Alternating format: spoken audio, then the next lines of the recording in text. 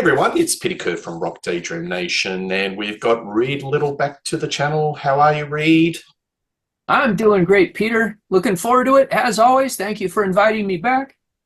Not a problem. We are going to rank our 10 favorite Alice Cooper albums. 10 to 1.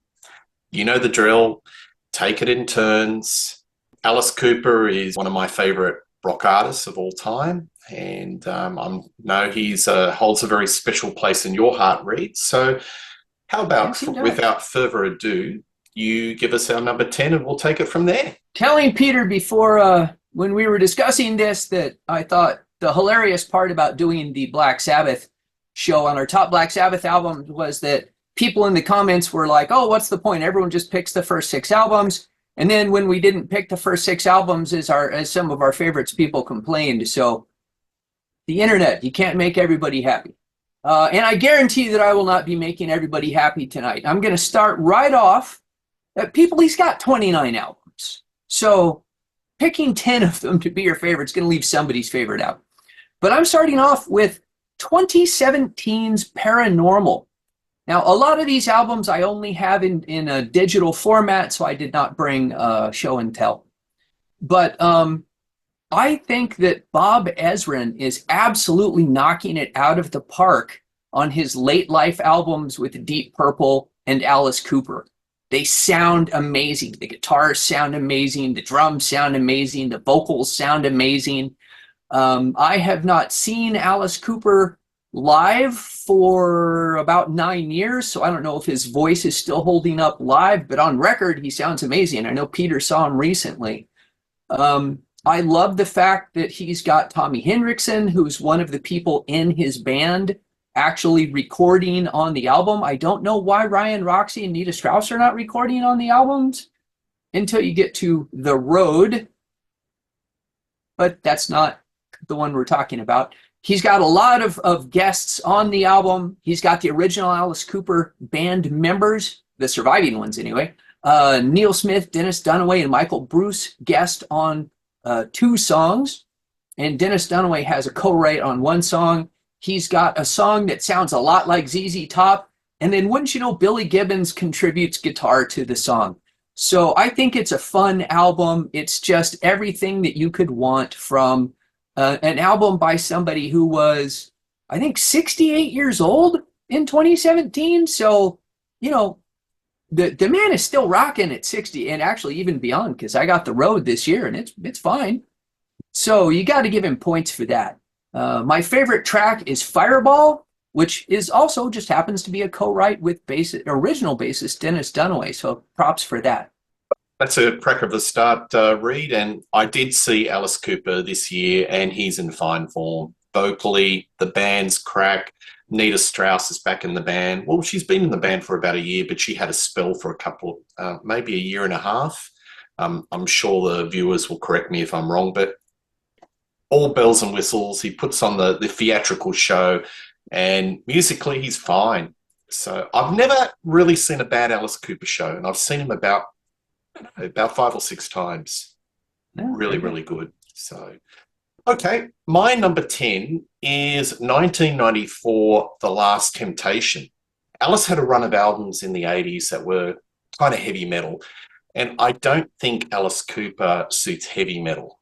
So it was Constrictor, Raise Your Fists and Yell, Trash, and Hey Stupid.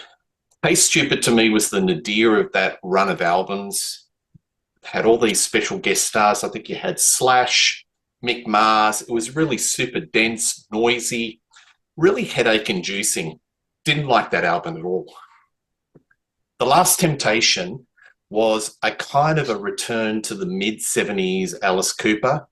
It was a little bit more stripped down. It was pseudo-concept, reintroducing the character of Stephen and a showman who had supernatural power. So it was sort of all these songs that were hung loosely on a storyline. You had Chris Cornell of Soundgarden. He did a co-write. He was a guest vocalist on some of the tracks.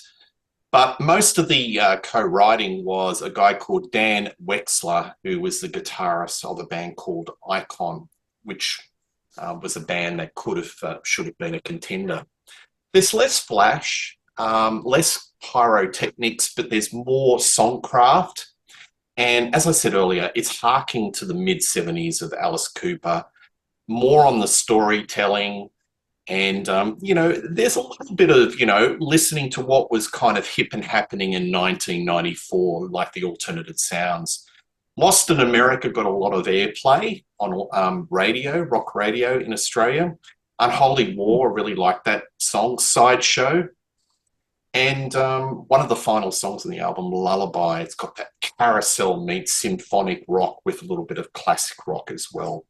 So, yeah, this is where Alice is getting back to who I am, Alice. Less metal, more hard rock. And as I said, it just reminds me of the mid-70s Alice Cooper type of sound. And that's my number 10, The Last Temptation. Okay. Have you ever, I know that there are at least a few panels of comic related to that album. Have you ever seen them? No, I haven't. Okay. I haven't. I've only got digital, so I don't have a copy of it. But yeah. Okay. All right, over to you. What's your number 9? All right, so number 9, I'm jumping back to 1980 for Flush the Fashion.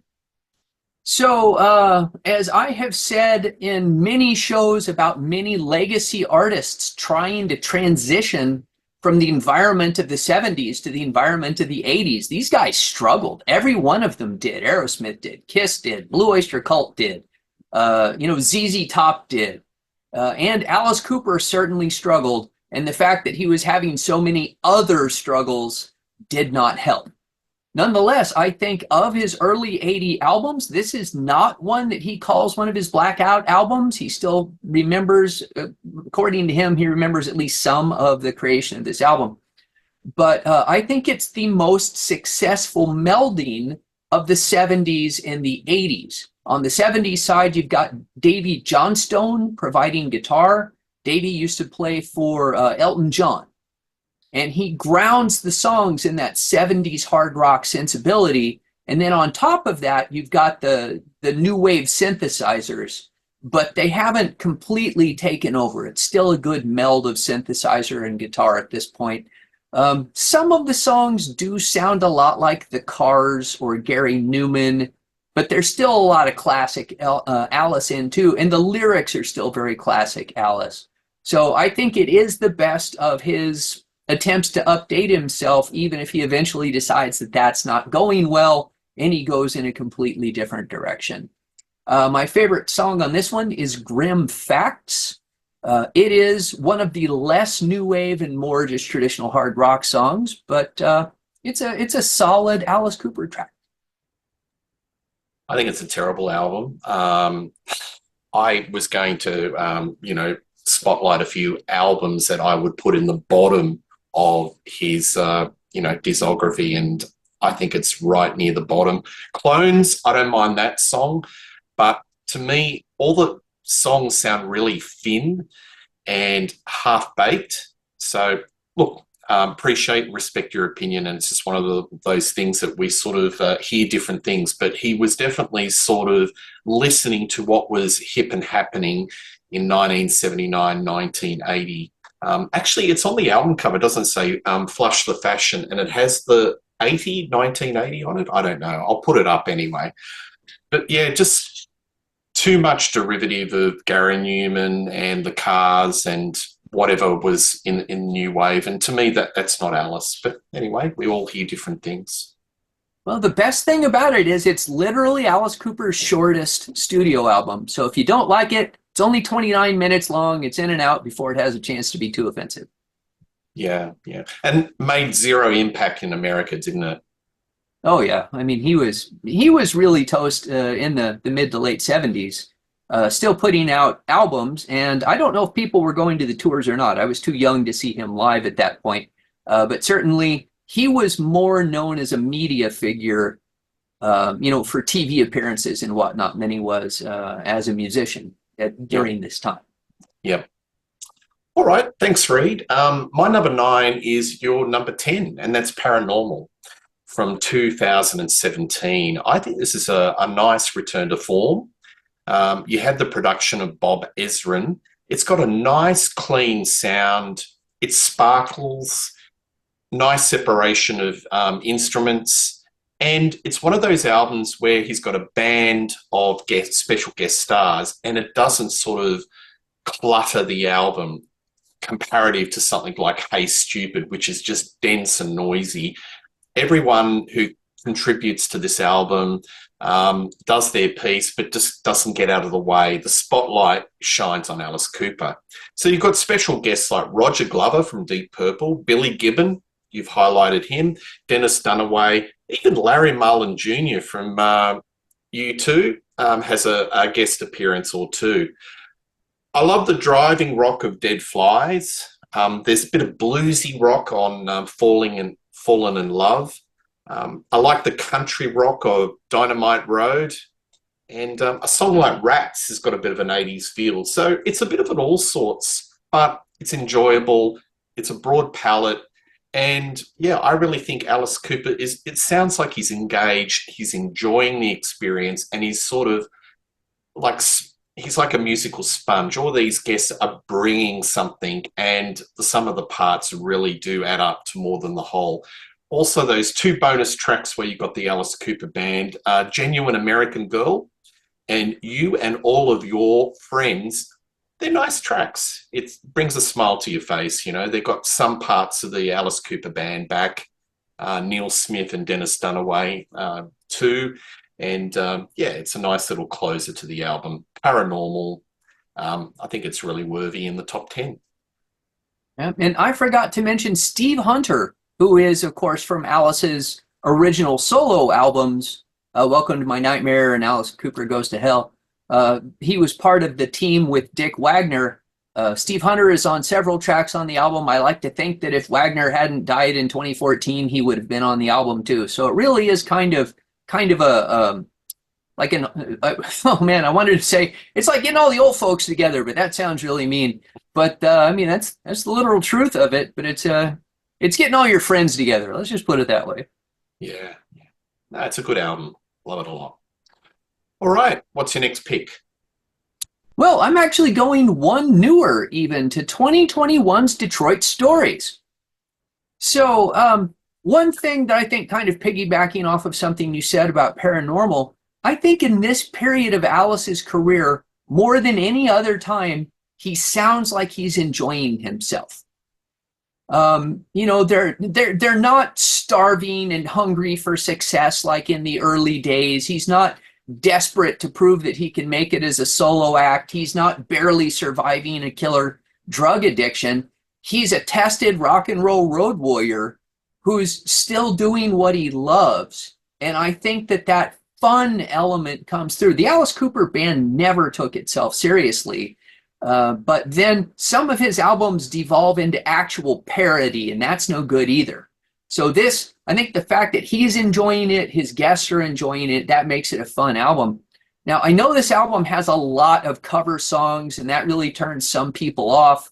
I think the interpretations he does of the cover tunes are different enough that you can just accept them as good Alice Cooper songs. He's got great guest stars again. You've got Wayne Kramer from the MC5.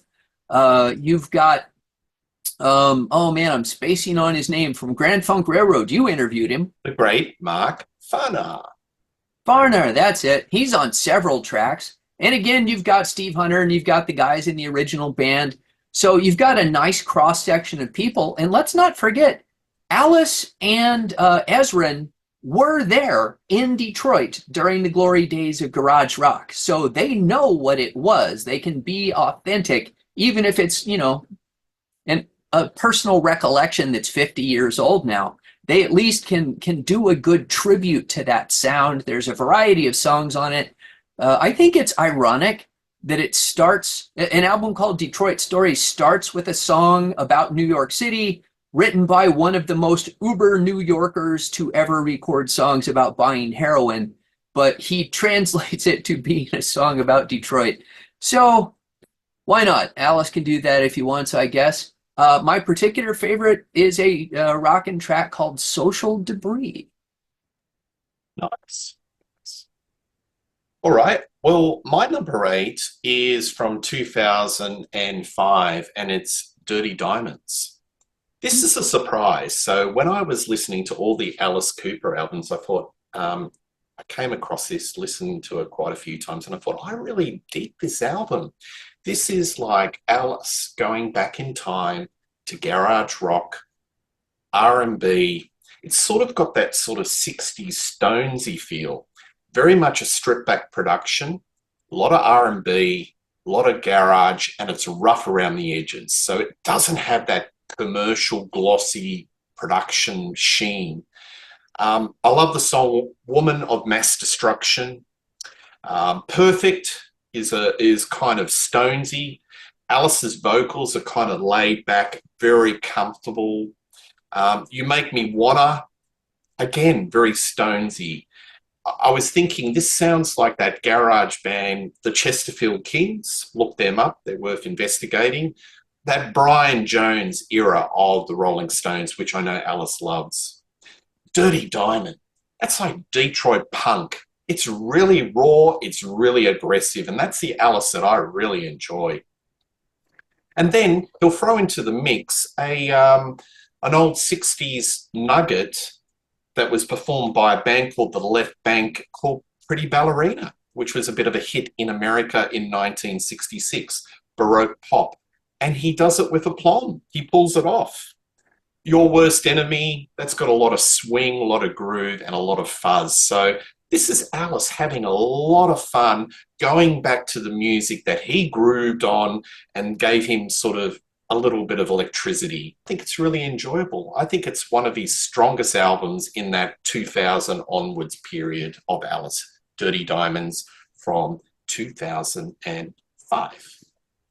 Nice. Getting some variety between the two of us. Always good to see. Well, for let's see here, my number 7.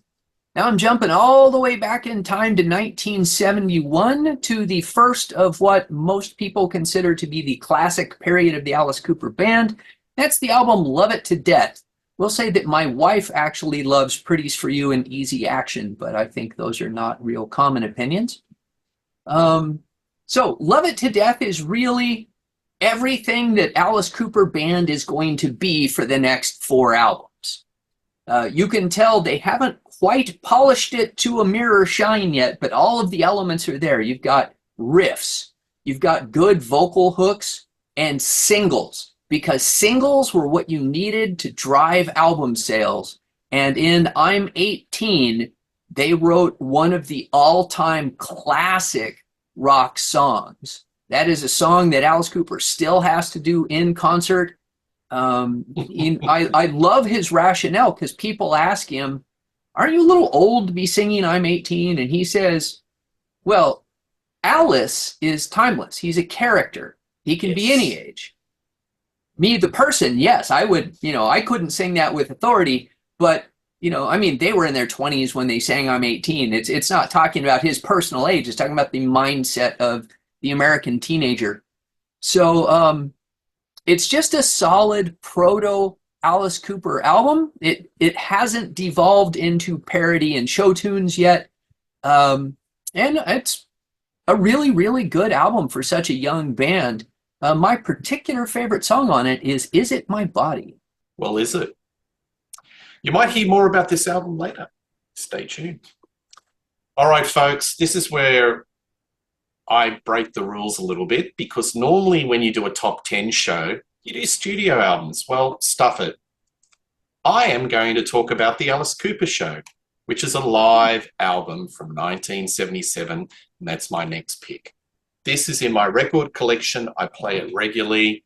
If I want to hear something that's got a bit of a live feel to it, organic, and it's got all the hits with Alice Cooper, I play this. Alice absolutely hates this album. 1977, he was mentally and physically exhausted, and it's common knowledge that if anyone brings an album to Alice and he sighs it, he usually says, I hate this album. To me, I love it. It's got all these nice, energetic versions of songs. It was recorded at the Aladdin Hotel in Las Vegas, which is probably part of old Vegas. Never, I don't even think it exists anymore. You know, you've got all the classic songs. Under My Wheels, I'm 18, Is It My Body, I Never Cry, Billion Dollar Babies, etc., etc. Steve Hunter on guitar, Dick Wagner on guitar. This ties in with my first memory, Reed, of seeing Alice Cooper, because I had this vague recollection on TV of the Alice Cooper show. And it was, there was a sequence that I found disturbing when I was a kid of these dancing bourbon bottles. And these people dressed up as the big whiskey bottles and doing this dance. And yeah, for a young ticker, I found that quite disturbing. And I know my parents, very conservative, God rest their soul, they didn't like it. I think they'd get that off. So Alice in 1977 in Australia did make a little bit of an impact. And I just remember this was a special, it was on prime time in Australia. Alice was very much the rage. I love this album. It ties in with this, with the TV show and the live recording. And as I said, it's an album that I play regularly because it's just got all the hits in a live environment, even though Alice doesn't like it very much. That and Dick Wagner and Steve Hunter were as good a pair of live guitarists as you were ever going to see in the 70s. We'll talk about that a bit more later, but I think I actually have that show that you're talking about on DVD. I have a bunch of live Alice DVDs, and I'm pretty sure that that's one of them. Do you have any recollection of the TV special in the day? We're sort of a similar age, but do you recall that? No, not that one. The Welcome to My Nightmare special, I remember, but not that one. Okay. Until I had it on disc. Yeah. All right. What's your next one? Okay. Well, for number 6. So this is where I diverge greatly from my esteemed co-host here, because I love heavy metal Alice Cooper. So this is, now might be a good time to talk about my first encounter with Alice Cooper, my second encounter with Alice Cooper. I actually really interacted with Alice Cooper's music 3 times. When I was a child in the 70s, I mostly knew Alice Cooper because he appeared on The Muppet Show in the Hollywood Squares. And I don't know where I came into this idea, but someplace somebody told me that you could either be a fan of Kiss or Alice Cooper, and that people didn't like them both. And since I was just a kid and I liked Kiss, I never paid any attention to Alice Cooper. So I never really, and my one friend who loved rock music and had a stereo and his parents bought him all the albums, he didn't have any Alice Cooper albums. So my first real musical encounter with Alice Cooper was as a teenager when Constrictor came out. And that is my number 6 pick. So he hooks up with this bodybuilding guitarist named Kane Roberts, and they put together an album of very contemporary heavy metal.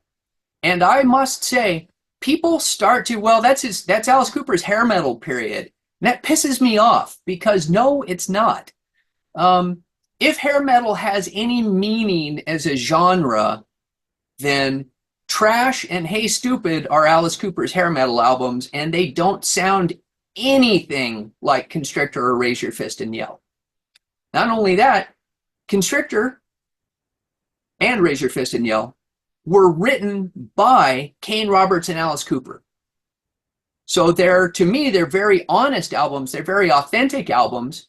Alice decided, okay, I went new wave. No one bought those albums. I need to try something else. I inspired everybody out there who's making money as a heavy metal artist. I'm going to try heavy metal. And he gets Kane Roberts. I don't know where Kane Roberts came from.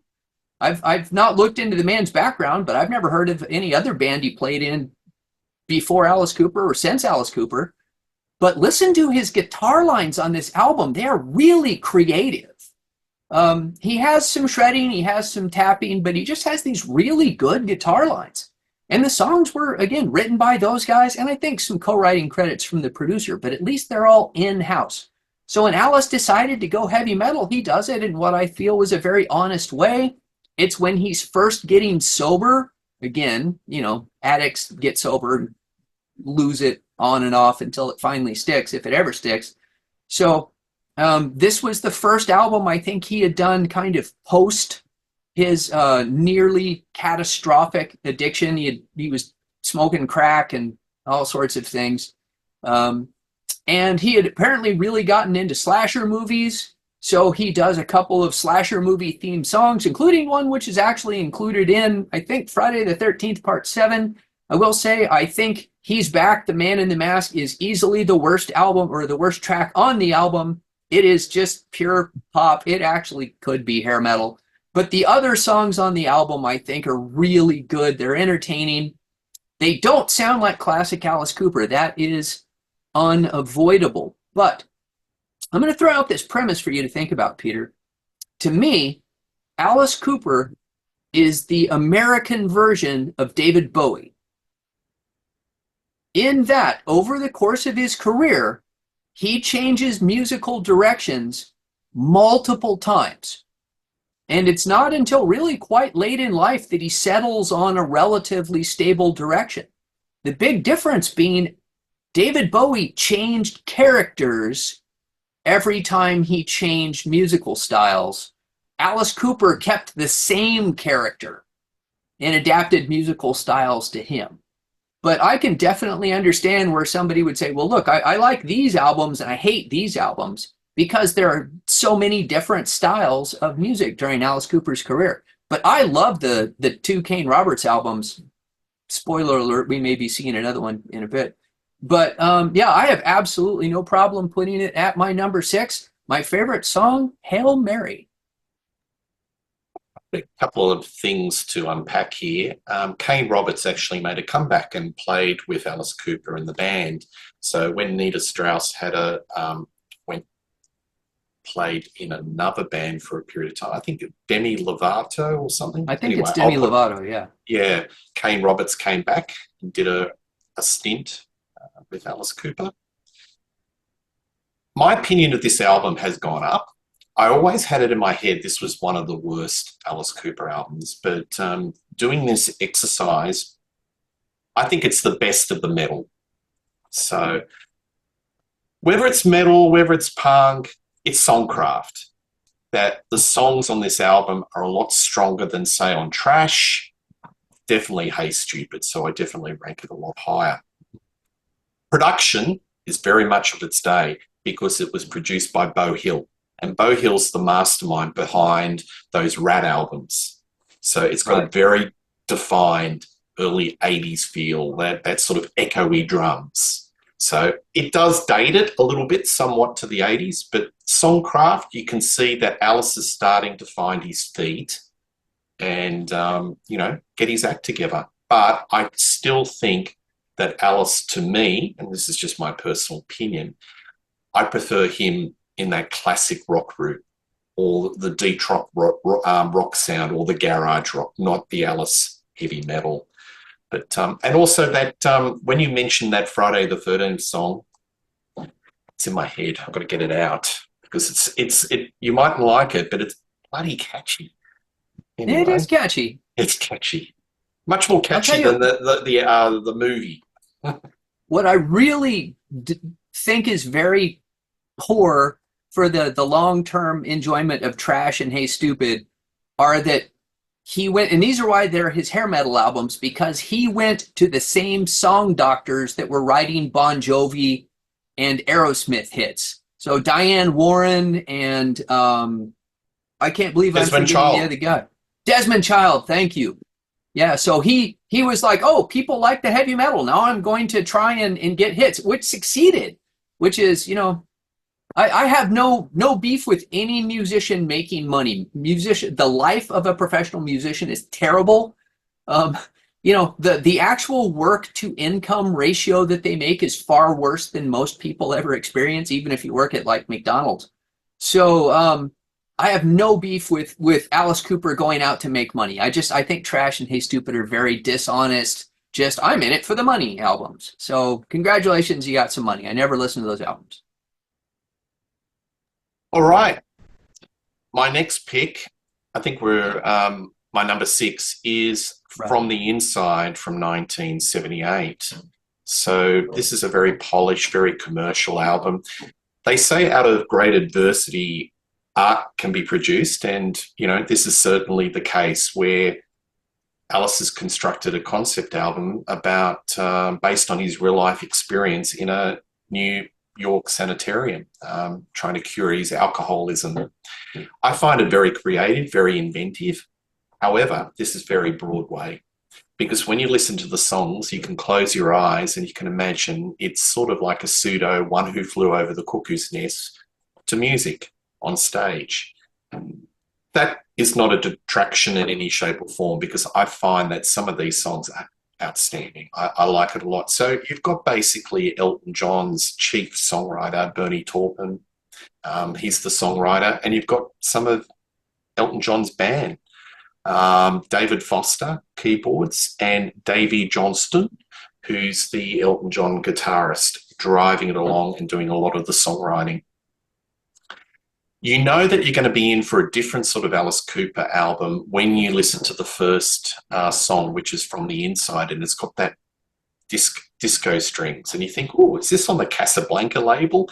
It's got that sort of very funky disco vibe. Nurse Rosetta, Raw, Confessional, Millie and Billy.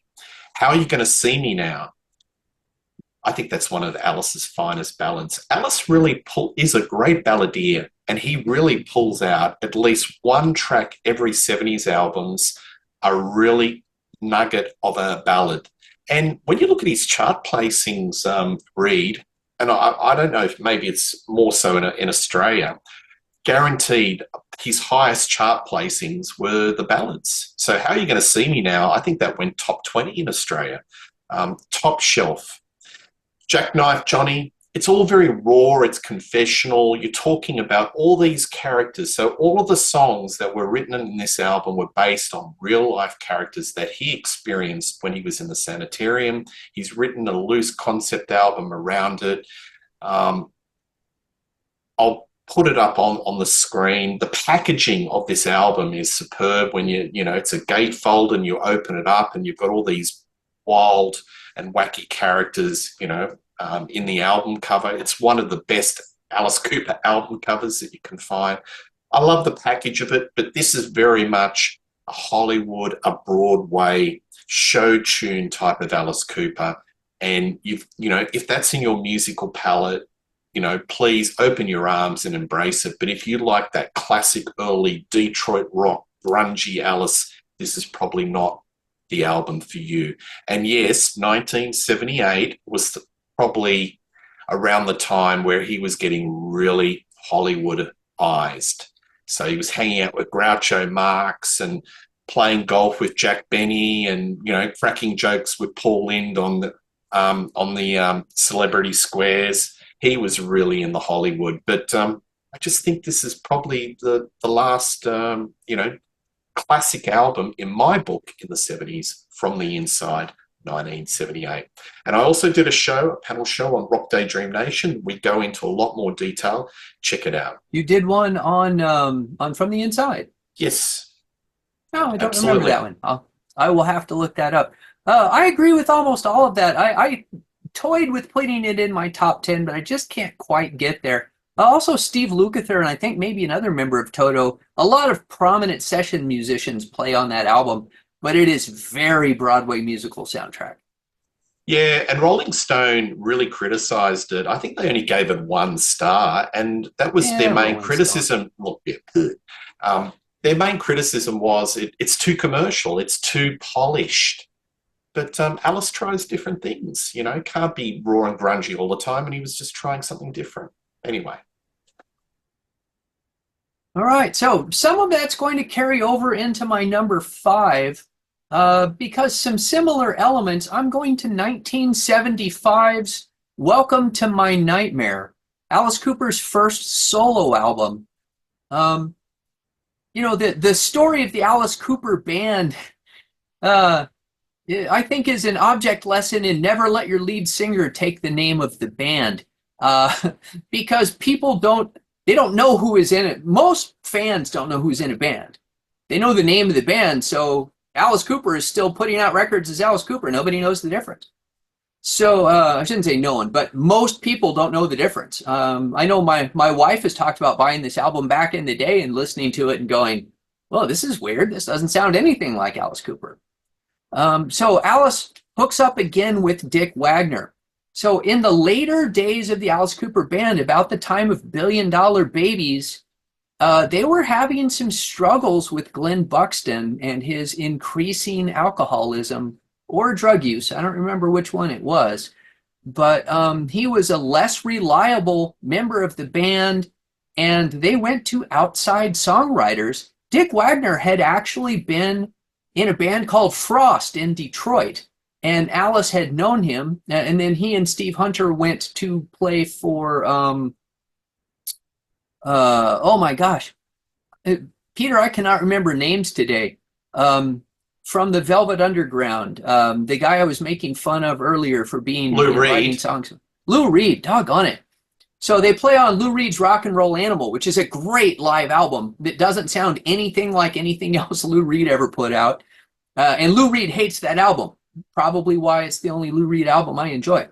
But so Alice takes Dick Wagner, but Dick had actually written songs on Billion Dollar Babies, even though he's uncredited.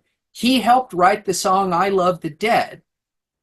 And then he said he needed money to get his car repaired or buy drugs or something. So he sold the rights to his having helped write that song. Probably regretted that after it became the #1 album in the nation, but you do what you have to in the moment. So the big difference between the Alice Cooper band and Alice writing with Dick Wagner is Dick is not a riff writer. Dick's a hot licks guy, and everything that Dick writes sounds like the soundtrack of a rock and roll musical. This guy was just designed to be on Broadway, and he's a killer guitar player. I absolutely love Dick Wagner's guitar playing, but he wasn't a riffer. So you have riff rock up through Muscle of Love, and now starting with Welcome to My Nightmare, you have a concept album which is, well, made into an almost literal Broadway musical. It was made into a TV show. And here's one of your stranger pieces of trivia. On this one, they have Cold Ethel, meaning that Alice Cooper and Dick Wagner wrote, I think, the two most popular songs about necrophilia in all of rock music. And isn't that something to have appended to your name after you pass away? And it still boggles my mind that when they did the Welcome to My Nightmare special on network TV, Alice Cooper actually performs the song Cold Ethel. And I just think, did they really, the people who put this on at the network, did they not get it? Did they not know what that song was about? Because it's the only time on American TV where somebody sang a song about necrophilia. So, I mean, it is what it is. It's a great album. It tells stories. Alice Cooper, the Alice Cooper group had always incorporated these Broadway elements. They tell stories, but always within a song. This allows Alice to open up and tell a story across an entire album. I mean, it's not a real coherent story, more like Images in a Nightmare. But the songs are still great. Alice toured it. He almost lost everything and actually succeeded by simply touring and touring and touring. And eventually the album sold platinum and basically cemented him as a solo artist. He more or less lived for the rest of the 70s off of this album. And it just has some great songs on it. My favorite is Black Widow. And I feel like such a hypocrite because I'm constantly saying I don't like spoken word pieces in rock music, and then I'm constantly liking these songs that have spoken word pieces in it. Can't help it. I love Vincent Price. I love Vincent Price's acting. I love the movies he was in. He was an amazing dramatic actor before he became like the Lord of horror cheese in the late 60s. And he's so perfect on that track. And Alice Cooper apparently invents the word humanary. I mean, I can't find that word existed prior to its use on that album. So humanary stew, that's just, that's a great term. So it is, for me, it's my favorite of the Alice Cooper solo albums prior to, well, actually, no, it's my favorite of the Alice Cooper solo albums from the 70s. Nice. All right. My next pick is 1971 Love It to Death. So this was the first album they did with Bob Ezrin. So prior to that, the first two albums, Easy Action, Pretty's for You. I think you know, Reed, that I don't like those albums at all. I wouldn't say they're unlistenable, but they're way too loose, chaotic. There's a lot of Zappa zaniness. It's a bit of a hard listen. I know it's a lot of psych. Bob Ezrin got them to work. They did a lot of rehearsals for this album. I believe 12 hours a day to sort of streamline it and get it, into something that's a lot tighter and more hook bass. I love this album. It's very Stonesy. You can hear a lot of the Doors, but there's this rough edge. I call this album dirty. It's got a real dirty sound to it before Alice became too polished, and there's a lot of the Detroit Rock City sound about it. I'm 18. You summed it up beautifully. It's a masterpiece. Where you sit in the world as an 18-year-old, as an adolescent. Alice Cooper is kind of in Arrested Development. He's a snapshot. So Alice could be 80 years old and still sing that, but it's still, valid because he's playing a character that is locked in time. Caught in a Dream, very Stonesy. Ballad of Dwight Fry. Wow, what a song. I call this beautiful strangeness. And I believe Dwight Fry was an actual actor that played in a lot of the old horror movies, but he'd always played these characters that were slightly mentally deranged. Perfect for this particular album. You look at the album cover, it looks subversive, they look weird, they look freakish. Boy, in 1971, this would have been kind of quite powerful imagery for middle America to sort of handle, putting something right out there to the American public. This band is Alice to me, Glenn Buxton, Michael Bruce, Dennis Dunaway, and Neil Smith. Neil Smith's drumming is phenomenal too, drives things along. Anyway, Love It to Death. I would describe this album as dirty, but I don't say it in a bad sense. It's dirty good. Right. And for any of our younger viewers, I hope we have some younger viewers out there. We're far enough away from it now that it's hard to remember that being 18 as an adult only happened in the late 60s in the United States. It used to be 21, and it was changed to 18 because of the Vietnam War. And the youth almost rebelled in the most literal sense because they were being drafted to fight in Vietnam, but could not legally vote. And that was the rallying cry for changing the age of majority in the United States to 18. So when they write this song in 1971 about 18, and I'm 18 and I don't know if I'm an adult or a child, that was a very real, very tangible, and very recent thing. Now, it's been that way for 53 years. Maybe you don't pay too much attention to it, but then it was a very topical song. Okay, so my number 4, I'm going to the other Kane Roberts album, Raise Your Fist and Yell. I wish I had the album art to hold up because he gets so much crap for this album art it's a fist with Alice Cooper's face on it. And it is quite possibly the worst album cover ever, but I can't help it. I love it. Ignore the album cover. I think it is simply an upgrade from Constrictor. On Constrictor, it was an experiment. And then they decided, hey, this was a successful experiment, so they did it again. But now they've had practice, and I think it's simply a better album. The songs are better constructed. It's more cohesive. And Kane Roberts, again, I can't say this often enough. The guitar lines are amazing. He was a really creative player. And I don't think he got nearly the credit that he deserved in the 80s because there were so many shredders around, but he was not just a shredder. He played very interesting lines. Now, one of the things that I think is absolutely fascinating about this album, and I'm going to talk about my favorite two songs. I have two songs that are favorites on this one, are the last two, Gale and Roses on White Lace. And I think those go as kind of a suite. Now, I find these songs really good because they remind me of King Diamond.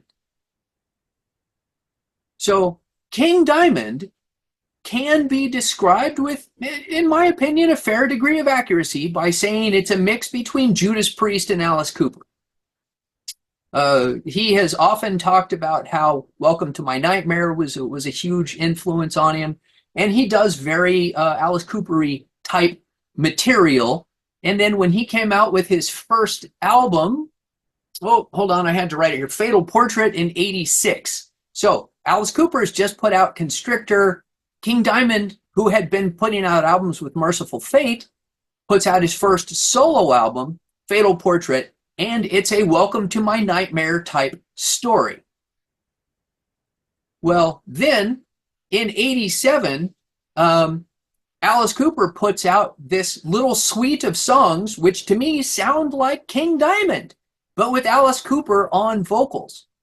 And then King Diamond puts out his second album. So he's got this song, Gale, and King Diamond's next album is Abigail. And maybe there's no connection there whatsoever, but those two names are so similar. The albums came out so close to each other, and I think stylistically there are some similarities. Certainly thematically there are similarities, and Alice was there first. So those things have always been tied together in my head. But if you listen to no other song off of this, go back and listen to Roses on White Lace. It's a fantastic heavy metal song. Great lyrics. Alice sounds fantastic, and the guitars on it are just incredible.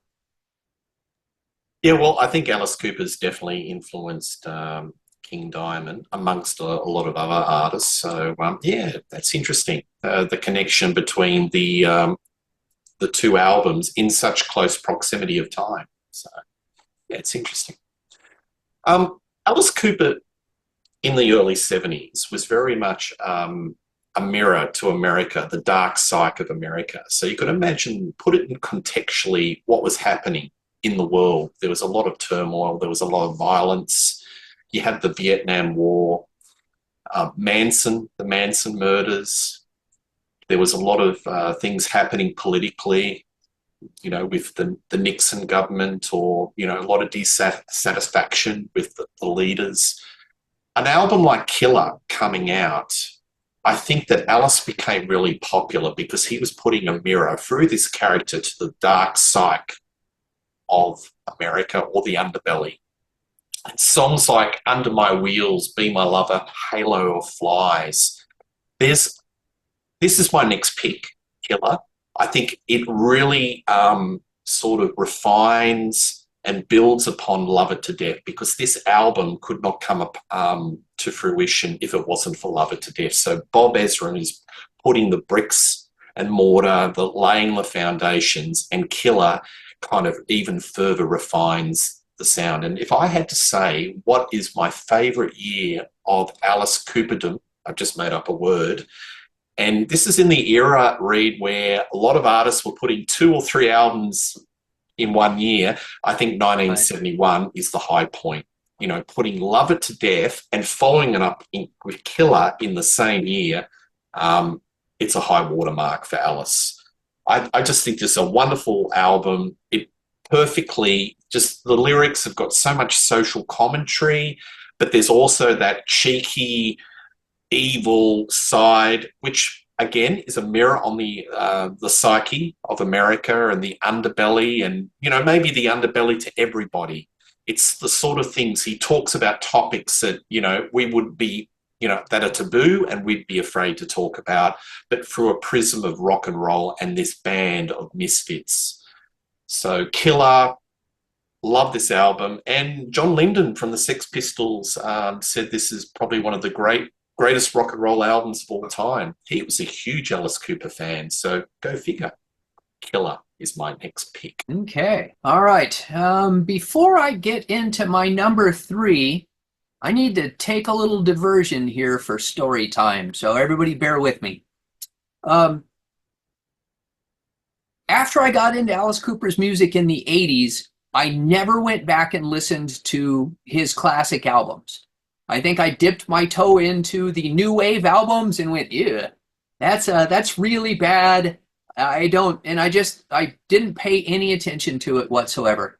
When I met my wife, she was a big Alice Cooper fan, but she likes Pretties for You and Easy Action, which, as you mentioned, they're not the easiest albums in the world to listen to. Think of it as Frank Zappa meets The Who, and you're not too far off.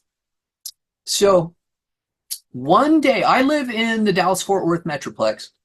One day in 2015, we read that Dennis Dunaway and the other surviving members of the original Alice Cooper band were going to be at a tiny record store in Dallas to do a book signing. And we talked about it. I live about 40 miles. It's a very large metroplex. So I live about 40 miles away. And, we were like, you got to cross town in the worst traffic. And it was a work day. And I went, you know what? You love Alice Cooper. You love the Alice Cooper band more than the solo albums. We need to do this for you. So we went. Dennis had put out this book. What's this thing called? Snakes, Guillotines, Electric Chairs, My Adventures in the Alice Cooper Group. It's an entertaining book. So we show up at this record store, and again, it's a little bitty record store. I don't know how many people showed up for this, but it was everything that record store could hold.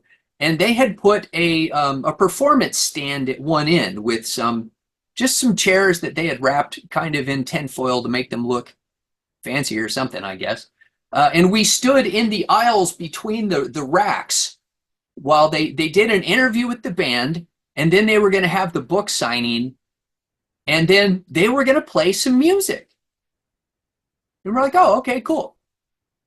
Well, so they did the interview, and it is all memorialized, by the way, on this Tales from the AstroTurf, which has both the Q&A session and the live performance. You can see me in the Q&A session, although you'll never spot me. Took me a long time to spot me. When they were doing the book signing, they made everybody leave and line up for the book signing, and they figured out that was going to take hours and hours and hours. So they were like, okay, the book signing is off. He's not signing any more books because we have to get to the musical part of the show. So we all traipse back in, and then so they get plugged in, they do a real quick warm-up, and then they open the door and Alice Cooper comes out. And I was about a microphone stand's length away from Alice Cooper, and he brought one of his guitar players because, of course, Lynn Buxton is dead, so they needed a second guitar player. So he brought Brian Roxy with him. So I got to see Alice Cooper perform with the remaining members of the Alice Cooper group from about 6.5, maybe it might have been 10 feet, but I could have lunged forward and grabbed him. And it's not like it's up on stage. This is just a little platform. So he's at person level. And it was a freaking amazing experience. It was so good. It was so just like visceral. And again, it was free. It was a free surprise just for showing up. And I enjoyed that so much. I was like, okay, now I have to go back and listen to all of the 1970s Alice Cooper albums. And in the process of doing that, I developed a love for some of the others, including my number 3 pick, which is going to be the only album that Alice Cooper ever put out that went to number 1, Billion Dollar Babies. Probably people presumed this would be number 1 album. May still be Pete's number 1 album. We will see what happens when we get there. But for me, I actually don't like this as much as at least 2 other albums. I think it's got great songs. Again, this was when you needed singles, and they have 2 killer singles, Billion Dollar Babies and No More Mr. Nice Guy. And those were enough to propel this album to #1. So in 1973, Alice Cooper was bigger than Led Zeppelin. Think about that, for about a month. Although, as Dennis Dunaway says, we were the #1 band in the country. Where were the checks?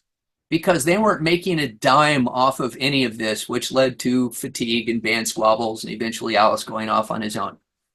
So, but Billion Dollar Babies is just a fantastic record. However, by this point, they were so successful that they could do anything they wanted. There's a little bit of the Broadway show tune excess that I never cared for, never really made peace with that. But just, it has fantastic songs. And again, ghosting co-write credits from Dick Wagner. My favorite song actually is Elected, a song that, even though it was written in 1973, it is still appropriate for any political discussion. And I just love when he does it live, the way he just says, I don't care. He really sells that line. I believe that Alice genuinely doesn't care about other people's political opinions. Nice. All right, my next pick is School's Out. So we're starting to get a little bit more vaudeville, a bit more Broadway, but I like it. I like it a lot. This album does wrap around one particular song, which is the anthem, School's Out. Gets played on classic rock radio. It's one of the top tier Alice Cooper songs that he plays live. It's influenced so many folks. I mean, Dee Schneider said from Twisted Sister, when he heard this, he felt like Alice was talking to me. Get past this song, it's sort of loosely conceptual, where it's talking about the Alice Cooper character going back to his school days, and he segues in a lot of West Side Story. So you've got the Elmer Bernstein, you've got the theme from West Side Story, you've got a song called Gutter Cat versus the Jets, which is like a direct zero copy from West Side Story. But there's still a lot of great songcraft, you know, Public Animal Number 9, Alma Mater. You know, I like this album a lot. It's conceptual. It's got getting a little bit more vaudeville, a little bit more Broadway, but the musical palette is expanding. It's transitional in the sense that if this album didn't occur and wasn't successful and School's Out wasn't such a hit, I'm not sure Billion Dollar Babies. Okay, a classic. And I'll just go ahead and say that's not one that's on my list. It's a little too Broadway show tune for me. But that one single is so dominant that even my garage band used to perform that live. So, I mean, you can't get away from that song. It's just one of the greatest rock anthems ever. And I think just on the strength of that one song, that album was very, very enduringly popular. Okay, so everybody sharpen your knives, get out your pitchforks, leave your flaming comments down below. I don't read the comments, so I don't care how hateful you are. This is based on my taste. So, Alice Cooper has survived. Well, their first two albums were in the 60s. They were hippie albums. They transitioned to the 70s. They're extremely successful to begin with. And then things fall off for Alice Cooper. In the 80s, he reinvents himself twice. Once unsuccessfully, once successfully. The 80s have come to an end. 90s, grunge, he's kind of tap dances around. It's time to transition to the 2000s, and Alice Cooper does something that no one expected. He puts out an industrial album. My number 2 pick is Brutal Planet from 2000. I love this freaking album. It's the heaviest thing that Alice Cooper ever put his name on. It's relentless. Now, it's not like This Mortal Coil or Ministry, but it's at least 9 Inch Nails level of industrial heavy. So a little bit more accessible to the non-industrial music fan, but it's so heavy. It's so unrelenting. The lyrics, he's got, a song which talks about a school shooting, an angry young man. So it's very provocative. And I don't know, I'm not real familiar with producer Bob Marlette. Bob gets co-writing credit, I think, on all of the songs. It's the only album that Alice did with Phil X, who now plays in Bon Jovi and has become a very popular internet celebrity. And he's a hell of a guitar player. I would never have identified him with industrial music, but like I said, it's a fantastic heavy album from start to finish. My favorite song is the opening track, Brutal Planet. I actually have a story to go with this one too. Alice Cooper put an agreement together with Six Flags amusement parks to do a haunted house, the Brutal Planet Haunted House. I lived in Oklahoma City at the time. We had a small regional amusement park called Frontier City that was owned by Six Flags. So the Alice Cooper Brutal Planet Haunted House came to our little regional amusement park. It was a great haunted house, but it was the worst line I have ever stood in for anything. It took 4 hours from start to get to the haunted house. And a haunted house only lasts like 5 to 10 minutes if you walk slowly, right? So in line for 4 hours. And you can see, as you're going through this stupid line, you can see this building and there are these strobe lights. And we were like, oh, well, that must be the haunted house. So 2 hours later, we get to this building and we open the door. It's more lines, but there's a stage with women in BDSM gear dancing to the song Brutal Planet under these strobe lights. It was giving me this pounding, freaking headache.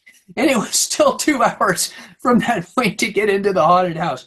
And yet somehow I still love this album enough that it's my number 2. I probably play it almost as much as my number 1. And I don't know that anybody else on this Brutal Planet likes Alice doing industrial. It didn't stick. Even the very next album, Dragon Town, which is a conceptual direct follow-up to Brutal Planet, is not industrial. So it was a one-off. He never tried this style again, but I love it. Well, funny you should say that, because I did see Alice Cooper in Sydney, and I'm a little confused whether it was Brutal Planet or Dragon Town. Dragon Town. And I got to meet him backstage. He's a lovely, engaging guy. I remember the conversation was on 2 things. He had these really snazzy shoes that had leopard patterns on it. And I go, oh, I like the shoes. He goes, oh, thank you. Somebody was talking about golf. And I got a little mention that I thought that the engine room of this band that he had on stage, Eric Singer was the drummer and Bob Marlette was he played the bass on the record, but whether he was live or not. But I remarked that the engine room of this band was really powerful. And, you saw Alice's eyes light up and he goes, yeah, they're pretty powerful. But it was a very industrial sounding band, very live, very just raw in your face. Yeah, hardly anyone was in the audience. It was sort of like half full. Fast forward 10 more years or 15 years when Alice next came out to Australia and it was like a full house. So that was interesting backstage. I think Jimmy Barnes is backstage. Also, Eddie Vedder from Pearl Jam. Pearl Jam? Yeah, he was there. And who else? Billy Thorpe. Children of the Sun, you may know him, but he's like a legend of rock in Australia, but backstage. So that's one of the memories. And I didn't have any vinyl. I didn't, everyone had CDs and records and it was getting signed, but I was just there. I didn't think to bring my record and get it signed by Alice Cooper. Oh, well, anyway. All right, business end. Welcome to My Nightmare. Love this album. You look at the songs on this album, pound for pound, all killer, no filler. A lot of it is in the song set to this day. You've got that wonderful introduction, Welcome to My Nightmare, Black Widow, Only Women Bleed. What a fantastic song. It's one of the greatest songs about liberation or women's rights. You get behind the meaning, but, somebody who could write this song that gets into the psyche, so wonderful, compassionate. Alice Cooper is a wonderful songwriter, and that's something that we've got to put a spotlight on. He's not, a lot of people look at the image, the showmanship side of it, but he is a really decent songwriter. Cold Air Fall, Department of Youth, he does those anthems really, really well. You know, there's two types of Alice Cooper songs. There's the anthem. Actually, there's three: the ballads, the anthems, and the storytelling. Right. And he has the finger on the pulse of anthems. He just has that real knack. And I did a recent interview with Angry Anderson of Rose Tattoo, which is a completely different genre and subject. I said, how difficult, what's more difficult, storytelling or anthems? And he said, anthems. I agree with you. 1975, I think Alice was dining on this album for some time because this was the last truly commercial breakthrough hit for Alice, wasn't it? Yeah, Would you so agree? interestingly, you had mentioned his ballads earlier. For this, Alice Cooper Goes to Hell and Lace and Whiskey, the only songs to get on the radio were the ballads. And he Lace has and said Whiskey, those are the only thing that kept his career going were the ballads. yeah, Lace and Whiskey, You and Me. The album didn't do so flash. I think it maybe crawled to gold certification, but you look at the song and it went top 10. Right. So if that was your point of entry to Alice in the late 70s and you didn't know anything about him, you'd think he's a balladeer. Yes, yes, you would. Although, again, it's a bit of a sellout because he said after Only Women Bleed was so successful, he knew he had to put a ballad on every album. But again, you know, you got to make money somehow. So I don't begrudge him that. Yeah. I love the album cover. I love the whole concept of this is where he's really got that sort of, it's a little bit hammy or hammer horror. You know, this is where he's at the peak of using all the things of the Alice Cooper character and just amplifying it to the power of 10, the supernatural, the ickiness, you know, with spiders and snakes. And, you know, this is really the definitive Alice Cooper. The persona of Alice Cooper, and a little bit of social commentary and, you know, observational about, you know, human relationships. So top tier Alice, I can't fault it. All killer, no filler. I know it's a cliche. It's my number 2. I love it a lot. I love it to death, actually. Maybe. Well, let's keep the puns going. For my number 1 album, I wish I had brought it, but another album that's all killer, no filler, and that's Killer. So yeah, it's a bit of a traditional choice, but I can't help it. I love every song on this album. I think Under My Wheels is probably the best opening track that Alice Cooper ever came up with, Brutal Planet being the second. In fact, interestingly, we did the video on the rise and fall of Western civilization, part 2, the metal years. Probably my favorite song on the soundtrack for that, well, it's the Megadeth song, but my second favorite is Alice Cooper's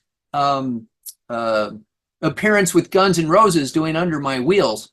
But interestingly, at the time, I got into Guns N' Roses, but never thought about looking up the Alice Cooper album from which the song came.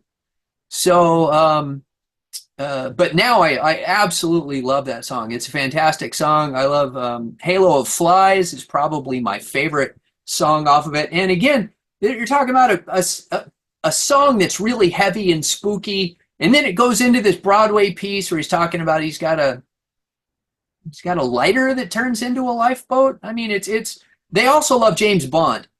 To the point where they attempted to do a theme song for The Man with the Golden Gun that appears on Muscle of Love, which I think is hilarious that they actually thought that Eon Productions might have used their song when they were kind of like everything the guys that were making those James Bond movies hated.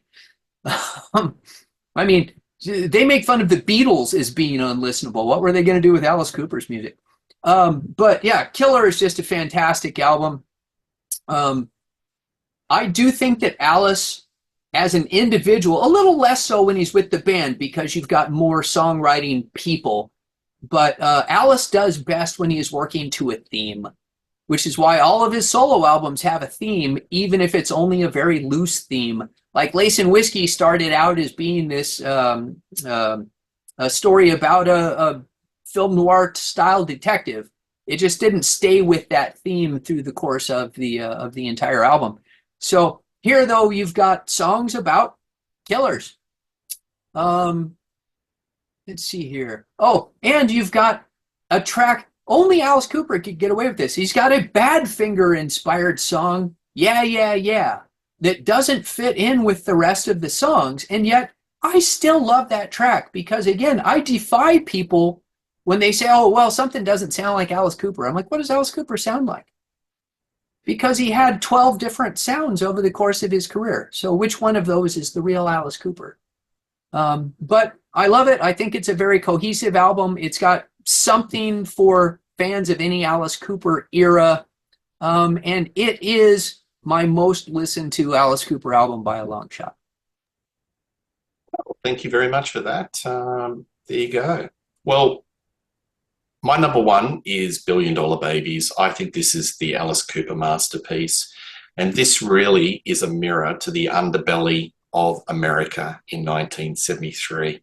Vietnam War, Watergate, Linda Lovelace, Manson, everything that was challenging the social morality of America is in this album.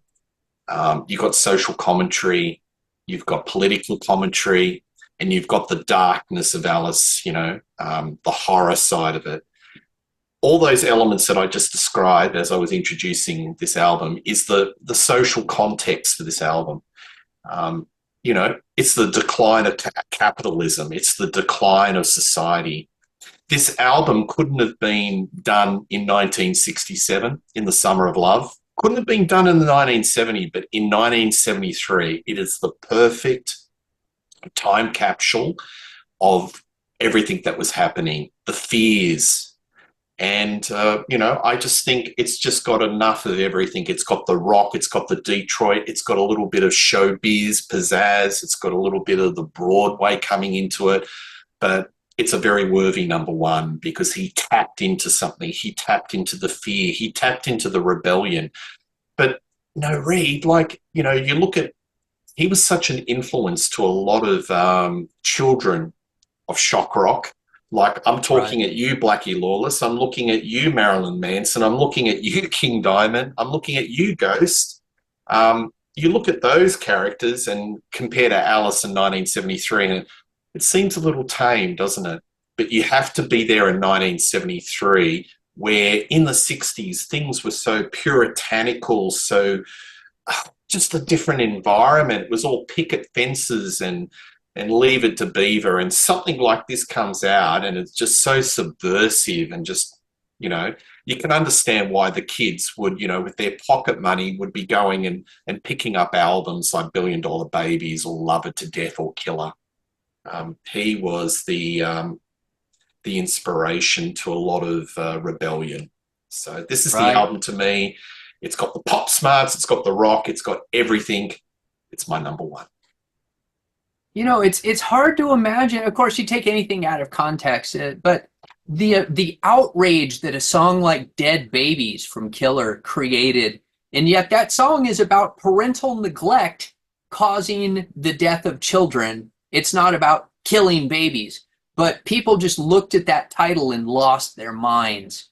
So yeah, Alice Cooper was so subversive. He was so hated in the United States by the parents, and that definitely contributed to their long-term success. And then, of course, you come to, I don't remember the exact time anymore, but the late 90s or early 2000s, and the video game Guitar Hero comes out, and Billion Dollar Babies is one of the most popular songs on Guitar Hero and introduces an entirely new generation to Alice Cooper's music.